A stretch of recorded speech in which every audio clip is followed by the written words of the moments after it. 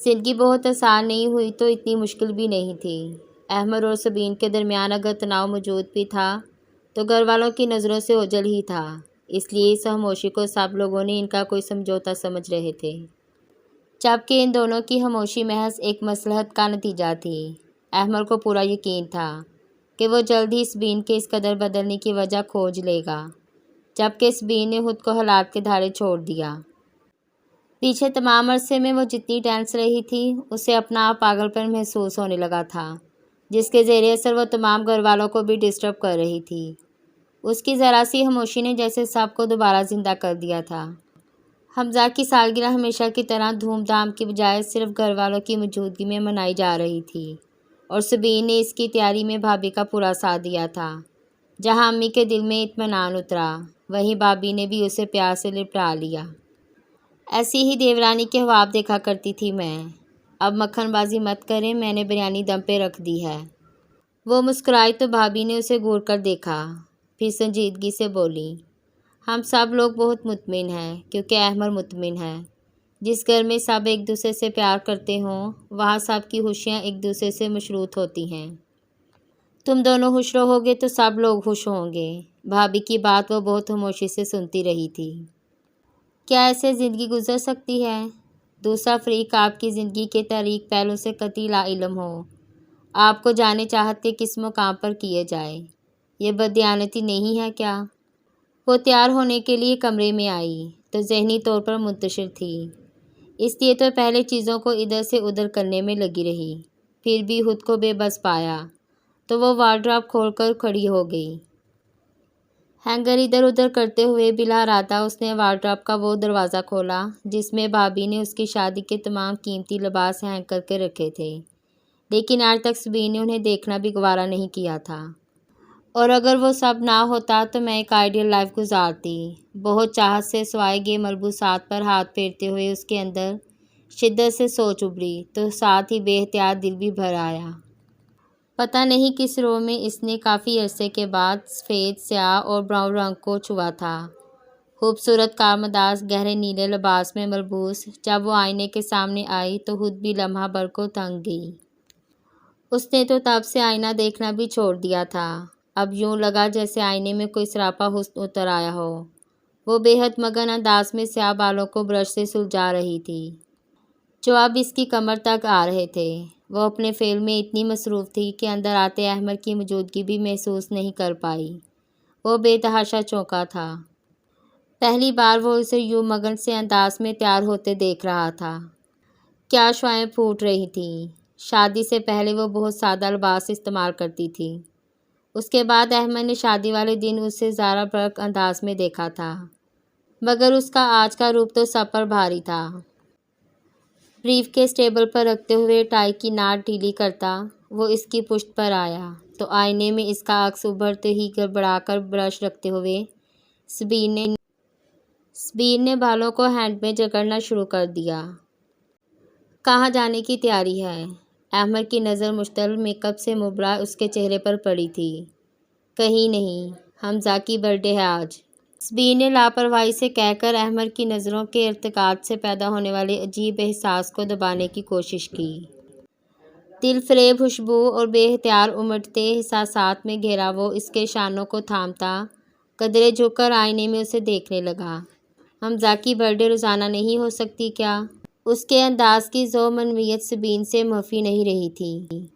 یوں ہی شانوں سے تھامے اسے اپنے مقابل کھڑا کر کے احمد نے اس کے نقوش کی دل فریبی اور اس سے سمے کے گاؤں کو پوری شدت سے محسوس کیا تھا۔ وہ یوں ہی سہمی کھڑی تھی جیسے احمد کے قریب آنا بہت بڑا گناہ ہو، سیلاب چاہے پانی کا ہو یا محبت کا، اس کے آگے بند نہ باندھا جائے تو وہ پھرنے لگتا ہے۔ مگر سبین کے اندر کی وحشت بہت جلدی بیدار ہو گئی تھی۔ پھر احمد کی آنکھوں سے جھلکتی محبت اور بے اختیارانہ وارفتہ سا اظہار بھی اسے سرد ہونے سے نہیں روک پایا تھا۔ ایک جھٹکے سے اس کے بازوؤں کا حصار توڑ کر وہ پیچھے ہٹتی تھی۔ سبی، دور رہو مجھ سے، پاگل مت بنو سبی۔ وہ ابھی تک نرم جذبوں کے حصار میں تھا۔ میں نے کہا نا، اس کا ہاتھ جھٹکتے ہوئے وہ یکلہت مشتعل ہوئی تھی۔ اس کے یوں دھتکارنے والے انداز نے احمد کو بھی طیش دلا دیا تھا۔ جتنا وہ گزری باتیں بھول کر خود کو اس کی طرف مائل کرتا تھا، وہ اسے ٹھکرا کر کہیں اذیت پگا دیتی تھی۔ کیا مسئلہ ہے تمہارے ساتھ؟ کیوں میرے ساتھ بلی چوہے والا یہ کھیل میرے ساتھ کھیل رہی ہو؟ اسے بازو سے جکڑ کر جھنجھوڑ ڈالا تو گرفت بہت سخت تھی۔ چھوڑو مجھے، میں تمہارا شوہر ہوں، گلی کا لفنگا نہیں جسے جب چاہے لفٹ دے دو اور جب چاہے نہرا دکھا دو۔ وہ پھٹکارا تھا۔ اگر تمہیں بیوی کی اتنی ہی ضرورت ہے تو دوسری شادی کر لو، مجھ سے کوئی توقع مت رکھو۔ وہ بہت بدتمیزی اور خود سری سے بولی تو احمد کا جی چاہا اسے لمحوں میں توڑ پھوڑ کر رکھ دے۔ کس قدر گھٹیا انداز گفتگو تھا اس کا، لیکن خود پر قابو پاتے ہوئے وہ بے حد سکون سے بولا تھا۔ ایک بیوی کے ہوتے ہوئے مجھے دوسری کی کیا ضرورت ہے؟ رہی بات توقعات کی تو وہ میں تمہیں سے پوری کر لوں گا۔ بہت استہزائی انداز میں سر جھٹکتی وہ اپنا بازو چھڑا کر پیچھے ہٹنے لگی تھی، مگر احمد بھی شاید ضد میں آ گیا تھا۔ اس نے ایک جھٹکے سے اسے بستر پر دھکیلا تھا۔ شاید میں ہی تمہیں ڈھیل دیتا رہا ہوں، تمہارا علاج بہت پہلے ہی ہو جانا چاہیے تھا۔ وہ بے حد سنجیدہ مگر سرد دکھائی دے رہا تھا۔ سبین کے پورے وجود میں سنسناہٹ دوڑ اٹھی۔ وہ ڈیک چلا کر آواز کھول رہا تھا۔ احمد کے سرد اور کچھ کر گزرنے والے تاثرات کیا کچھ یاد نہیں دلا رہے تھے۔ مجھے جانے دو احمد، زرد پڑتی رنگت کے ساتھ وہ بولی تو لگ رہا تھا ابھی تو دے گی۔ اتنی جلدی بھی کیا ہے، اکٹھے چلیں گے۔ اب وہ بہت پرسکون دکھائی دے رہا تھا، مگر سبین کے اندر کہیں مشتعل اسپارکنگ ہو رہی تھی، اور یہ اندر چھپا خوف اور دہشت ہی تھی کہ احمد نے ہاتھ بڑھا کر اسے چھونے کی کوشش ہی کی تھی کہ وہ ہڈیانی انداز میں چیخ اٹھی، اور پھر تب تک چیختی رہی جب تک احمد نے اس کے منہ پر زوردار تھپڑ نہیں مارا۔ خدا کے لیے مجھ سے دور رہو، میں تمہارے قابل نہیں ہوں احمد، پلیز دا گاڈ سیک۔ وہ اس کے آگے ہاتھ جوڑتی سسک اٹھی تھی۔ احمد کے تمام جذبات جا کی طرح بیٹھ گئے۔ اسے چھوڑ کر وہ کمرے سے نکلا تو سیدھا بھابھی کے پاس گیا تھا۔ ارے ابھی تک یوں ہی پھر رہے ہو؟ اسے یوں ہی نارمل سے ڈریس میں دیکھ کر انہوں نے حیرت سے پوچھا تو وہ جبڑے بھینچتے ہوئے بولا، بھابھی میں سبین کو طلاق دے رہا ہوں۔ بھابھی کے سر پر اچانک ہی پہاڑ ٹوٹ پڑا تھا۔ احمد بے یقینی سے اسے دیکھتے ہوئے وہ لڑکھڑا کر کرسی کی پشت کو مضبوطی سے تھام گئیں۔ میں اس کے ساتھ نہیں رہ سکتا، یا یوں کہیں کہ وہ میرے ساتھ رہنا نہیں چاہتی۔ نہ وہ میری بیوی ہے اور نہ ہی میں اس کا شوہر ہوں۔ ایسی سچویشن میں ہمارا الگ ہو جانا ہی بہتر ہے، کیونکہ اسے مجھ پر اتنا اعتماد ہی نہیں کہ وہ مجھے اپنا مسئلہ بتا کر اپنی پرابلم شیئر کر کے ایک اچھی زندگی گزار سکیں۔ سرد و سپاٹ لہجے میں کہتا وہ بھابھی کو یکلہتی ایک فیصلہ کن موڑ پر کھڑا کر گیا تھا۔ احمد، اگر میں تم پر اعتماد کر لوں تو؟ بامشکل انہوں نے اپنی ہمت مجمع کی تھی۔ احمد کے اندر ایک سنسنی سی لہر دوڑ اٹھی۔ وہ بامشکل پرسکون رہ سکا تھا۔ حالات کی بہتری کا یہی واحد حل ہے، اور تمہید باندھنے کے بعد بھابھی کو اب سمجھ نہیں آ رہی تھی کہ احمد کو کس طرح اس دلہراش حقیقت سے آگاہ کریں، جس نے سبین کو تو پاگل پن کے دہانے پر پہنچایا ہی تھا، باقی سب کو بھی اندر سے توڑ پھوڑ کر رکھ دیا تھا۔ ان کا اضطراب اور تذبذب احمد سے پوشیدہ نہیں تھا، مگر وہ بہت تحمل سے ان کے کھلنے کا انتظار کر رہا تھا۔ پتہ ہے احمد وہ اس قدر ڈسٹرب کیوں ہے؟ کیونکہ اس کا خیال یہ ہے کہ تمام صورتحال جاننے کے بعد تم اسے چھوڑ دو گے، اسے دھتکار دو گے۔ اس لیے ہمارے لاکھ سمجھانے پر بھی وہ تمہیں کچھ بھی بتانے پر راضی نہیں ہوئی۔ بھابھی مسترانہ انداز میں بولی تو احمد نے تلخی سے کہا، یہی اس کی سب سے بڑی غلطی ہے بھابھی، وہ مجھے بے اعتبار کر کے میری نظروں میں گرا رہی ہے۔ اس کو چھوڑ دیں، مجھے دیکھیں، محبت تو میں نے کی ہے اس سے۔ کیا ایسا اعتبار کبھی کسی شوہر نے اپنی بیوی پر کیا ہوگا جیسا میں نے کیا ہے؟ اس نے جانے کتنی بار اپنی منہ سے مجھ سے طلاق کا مطالبہ کیا ہے، مگر یہ میرے اندر سے اندھے والا یقین اور اعتبار ہے جو مجھے کول ڈاؤن کرتا ہے۔ مجھے اپنے دل سے آواز آتی ہے بھابھی کہ وہ مجھ سے جھوٹ بولتی ہے، وہ مجھ سے علیحدگی نہیں چاہتی، وہ کرائسس میں ہے۔ اسی لیے میں کبھی انتہائی فیصلہ کر ہی نہیں پایا کہ وہ اتنی ٹینشن میں رہتی ہے، میں کیسے اسے تنہا چھوڑ دوں۔ زندگی میں پہلی بار احمد نے سبین کے لیے اتنی محبت کا اظہار کیا تھا۔ بھابھی کو سبین پر رشک آنے لگا، اور یہ احمد کے لب و لہجے کی مضبوطی ہی تھی جس نے بھابھی کو اس سے بات کرنے کا حوصلہ دے دیا۔ تمہیں بتایا تھا نا احمد کہ جس رات گھر میں چوری ہوئی تھی اس سے اگلے دن چچا جان کو ہارٹ اٹیک ہوا تھا۔ بہت حوصلے سے بات شروع کرتے ہوئے ان کی آواز بھیگ گئی تھی۔ مبہم سے انداز میں کہتے ہوئے احمد نے اس بات میں سر ہلایا تو لمحہ بھر کو فقط ترتیب دینے کے بعد وہ بھرائے ہوئے لہجے میں بولی، اس رات اس گھر سے نقدی رقم اور زیورات ہی نہیں، ہماری عزت بھی چلی گئی تھی۔ احمر ان درندوں نے سبی کو وہ اپنی جگہ سن رہ گیا۔ سماعتیں اس قدر زور کی زد میں تھی کہ وہ مزید ایک لفظ بھی سن نہیں پایا تھا۔ بھابھی یہ آپ کیا؟ وہ بامشکل بول پایا تھا، مگر اس کی آواز گلے میں پھنس کر رہ گئی۔ اوہ میرے خدا! وہ لڑکھڑا کر پیچھے صوفے پر گرنے کے انداز میں بیٹھ گیا۔ سر ہاتھوں پر گرائے خطرناک حد تک زرد رنگ لیے وہ بھابھی کو خوف میں مبتلا کر گیا تھا۔ وہ جلدی سے اس کے لیے گلاس میں پانی لائی تھیں، مگر اس نے ان کا ہاتھ پیچھے کر دیا۔ ہم تو بس صبر ہی کر سکتے ہیں احمر، وہ بھی تو ہے جو اتنے شوق کے بعد بھی زندہ ہے، ہماری خاطر ہنستی بولتی ہے، ورنہ تو پچھلا پورا سال اس نے اپنے کمرے میں بند ہو کر گزارا ہے۔ سائیکیٹرسٹ کے پاس کتنے ہی سیشن ہوئے ہیں، مگر وہ کچھ بھی ہونٹوں پر نہیں لاتی، اندر ہی اندر خود کو ختم کرتی جا رہی ہے۔ تمہارے آنے کے چند ماہ پہلے اس نے خودکشی کرنے کی کوشش کی تھی۔ تم نے دیکھا ہوگا اس کی کلائی پر نشان، بلیڈ سے رگیں کاٹ لی تھیں۔ اس نے وہ تو میں یوں ہی حمزہ کو لیے اوپر چلی گئی، تو وہ اسے صرف یہ خوف ہے کہ کہیں تم اسے ٹھکرا نہ دو۔ یہ تمام حقیقت جاننے کے بعد تم اسے حقارت سے نہ دیکھنے لگو، مگر مجھے یقین ہے احمر کہ تم اس سے محبت کرتے ہو، جس عمل میں اس کی مرضی ہی شامل نہیں تھی۔ اس کو الزام بنانا دانشمندی تو نہیں نا، مگر وہ یہ بات نہیں سمجھتی، وہ تمہارے بدل جانے سے پہلے ہی تمہیں چھوڑ دینا چاہتی ہے، تاکہ تمہاری نفرت کی بجائے تمہاری محبت اس کے ساتھ ہو، مگر اپنے اس فیصلے پر گھنٹوں روتی بھی رہتی ہے۔ وہ تھک کر خاموش ہو گئیں۔ وہ اب بھی یوں ہی بالوں کو مٹھیوں میں جکڑے سر گرائے بیٹھا تھا، پھر کچھ کہے بغیر اٹھا اور ان کی طرف دیکھے بغیر باہر نکل گیا۔ وہ کسی حدشے میں گیری اس کے پیچھے لپکی تو وہ اوپر کمرے میں جانے کی بجائے باہر جاتا دکھائی دیا تھا۔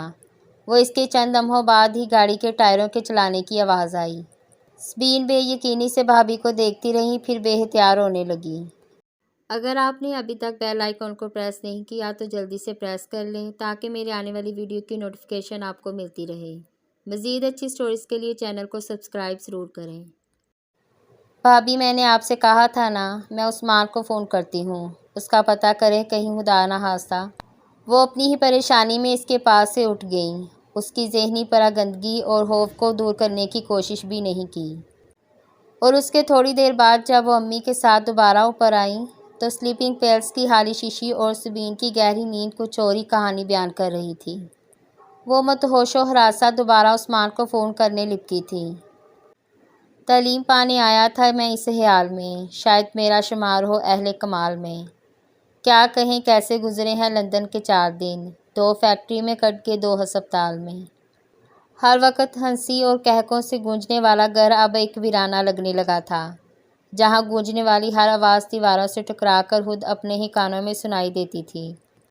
بروقت طبی امداد ملنے کے بعد سبین کا معدہ واش کرنے کے بعد اس کی جان بچا لی گئی تھی۔ اگر عثمان بھائی اپنا اثر و سوء استعمال نہ کرتے تو یقیناً یہ پولیس کیس بن جاتا، مگر پہلے کی طرح اس سانحہ کو اتفاقی حادثہ قرار دے دیا گیا۔ اب 1 ہفتہ ہو چکا تھا، احمد نے اس دن کے بعد اپنی شکل بھی نہیں دکھائی تھی۔ عثمان بھائی اس کے تمام دوستوں سے پتہ کر چکے تھے، مگر وہ کہیں بھی ٹریس نہیں ہوا تھا۔ سبین کو انہوں نے نیچے ہی کمرے میں ٹھہرا لیا تھا اور بھابھی کو ہر وقت اس کے ساتھ رہنے کی سختی سے تلقین کی تھی، اور اب اس قدر خاموش اور گمسم رہنے لگی تھی کہ بھابھی کو اس کے اس انداز سے خوف آنے لگا۔ زندگی سے محبت کرنے والی لڑکی جس قدر بیزار ہو گئی تھی زندگی سے۔ 8ویں دن وہ گھر میں گھسا تو صدا کے نرم و حلیق عثمان بھائی طیش میں آ گئے۔ مذاق سمجھ کے رکھا ہے تم نے زندگی کو؟ سب کچھ بالکل ٹھیک، بالکل پرفیکٹ چاہیے تمہیں، اسی محبت کے بلند و بانگ دعوے کرتے پھر رہے تھے۔ تم اسے طلاق نہیں دو گے۔ آزمائش سے گزرنا ہر ایک کے بس کی بات نہیں ہوتی احمد رحیم، عزت صرف شوہر کا نہیں، بھائی اور باپ کی غیرت کا بھی مسئلہ ہوتی ہے۔ ہم تو ایک لمحے کے لیے بھی اپنے رویے میں تبدیلی نہیں لائے، وہ ہمارے لیے وہی سبین ہے، ہمارے گھر کی عزت، ہمارے گھر کی رونق۔ اب اگر تم اسے چھوڑ ہی دو تو بہتر ہے، کیونکہ وہ اپنی جان لینے کی ایک بار پھر کوشش کر چکی ہے، فقط تمہارے اس بے اعتبارانہ رویے کی وجہ سے۔ سب بالکل ٹھیک ہے، صرف میں غلط ہوں۔ وہ بھی یکلہت پھٹ پڑا تھا۔ ہاں تم غلط ہو۔ عثمان بھائی نے اپنے لفظوں پر زور دے کر کہا تو وہ بھی زور سے بولا۔ میری بے اعتباری اس سے صحیح نہیں گئی تو اس نے خودکشی کرنے کی کوشش کر ڈالی۔ اور میں کیا کروں؟ میں خود اپنی نظروں میں گر گیا ہوں۔ منتظر میری آنکھیں اب تک بہاریں گزر جانے کے باوجود اس امید پر اس آہٹ کی منتظر ہیں کہ شاید ابھی دروازے پر دستک ہو اور میں دوڑ کر دروازہ کھولوں تو سامنے تم ہو۔ اس کے لیے سب قابل اعتماد تھے، قابل اعتبار تھے۔